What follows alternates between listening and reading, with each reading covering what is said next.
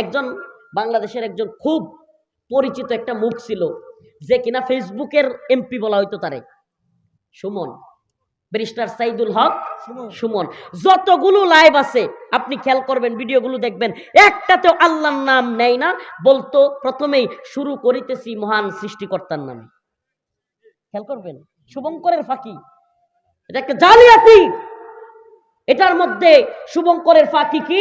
এটা হলো ইন্টারফেথ ষড়যন্ত্র, বহু ধর্মীয় আন্তধর্মীয় বিশ্বাস, সকল ধর্ম সঠিক, নাউজুবিল্লাহ, আর সকল ধর্মই এক স্রষ্টার, নাউজুবিল্লাহ। এই ধোঁকাবাজি দেওয়ার জন্য যেই ছেলেটা, যেই রিপোর্টার যমুনা টিভিতে লা ইলাহা ইল্লাল্লাহ বলল, সেই রিপোর্টার আরেক সাংবাদিক যখন প্রশ্ন করতেছে আল্লাহর নাম না নিয়া বলতেছে স্রষ্টা। কি বলতেছে? বুঝাইতে পারছি? পার্থক্যটা বুঝতে পারছেন? স্রষ্টা মানে হিন্দুরা যাকে দুর্গা বলে সেও স্রষ্টা, হিন্দুরা যাকে ভগবান বলে সেও স্রষ্টা, বৌদ্ধরা যাকে গৌতম বৌদ্ধ মনে করে সেও স্রষ্টা, নাউজুবিল্লাহ। ইহুদিরা উজাইর আলাইহিস সালামকে আল্লাহর পুত্র মনে করে সেও স্রষ্টা, খ্রিস্টানরা ঈসা আলাইহিস সালামকে আল্লাহর পুত্র মনে করে সেও স্রষ্টা, সকল স্রষ্টা, নাউজুবিল্লাহ। কিন্তু আল্লাহ কয়জন? আল্লাহ কয়জন? রব কয়জন? মালিক কয়জন? তাইলে ইহুদিদের রব কে আমাদের রব, খ্রিস্টানদের রব কে আমাদের রব, হিন্দুদের রব কে আমাদের রব।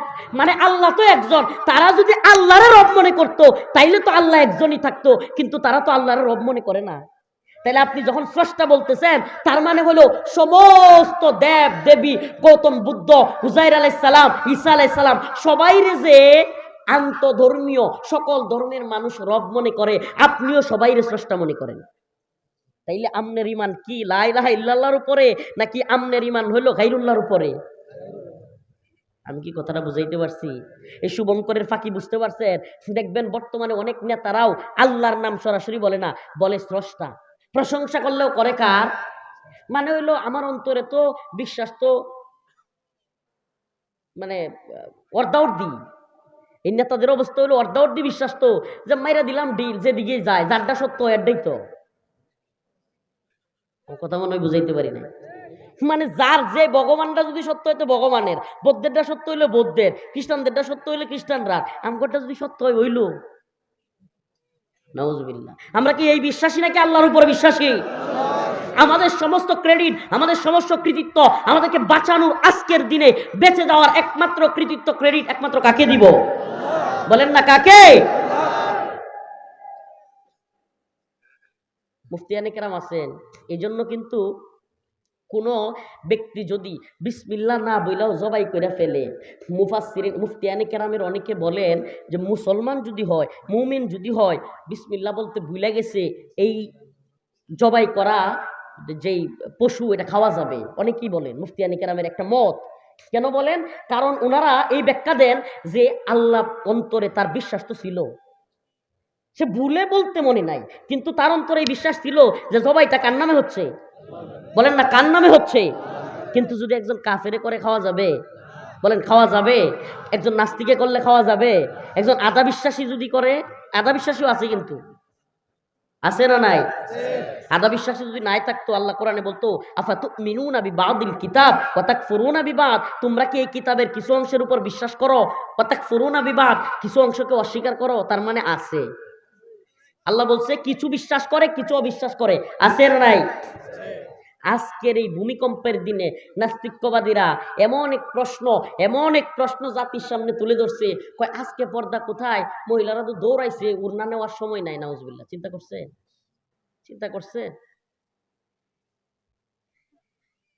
ঢাকা শহরে যেইভাবে বাড়ি ঘর করা হয়েছে, দৌড়ে নিচে নামবো কই? নিচে নামলে তো আরেক বিল্ডিং উপরে মাথার উপরে পড়বো। বাসনের জায়গা রাখছে ঢাকা শহর? হ্যাঁ, 20 সেকেন্ডের মধ্যে ভূমিকম্প থাইমা যায়, 20 সেকেন্ডের মধ্যে ভবন ভাঙা চুরে শেষ হয়ে যাবে। 12 তলাতে দৌড়ে নামতেও তো লাগে 20 সেকেন্ডের উপরে। আর ওই সময় লিফট কাজ করবো নি? কাজ করবো? লিফটে কেউ ওই সময় উঠবো? তা 12 তলা 13 তলাতে নিচতলা পর্যন্ত নামতেও কয় মিনিট লাগবো? এই তথাকথিত ওড়নার কথাটা যেই নাস্তিকেরা তুলছে, নাউজুবিল্লাহ, আল্লাহ এদেরকে হেদায়েত দেখ, নাহলে ধ্বংস করো।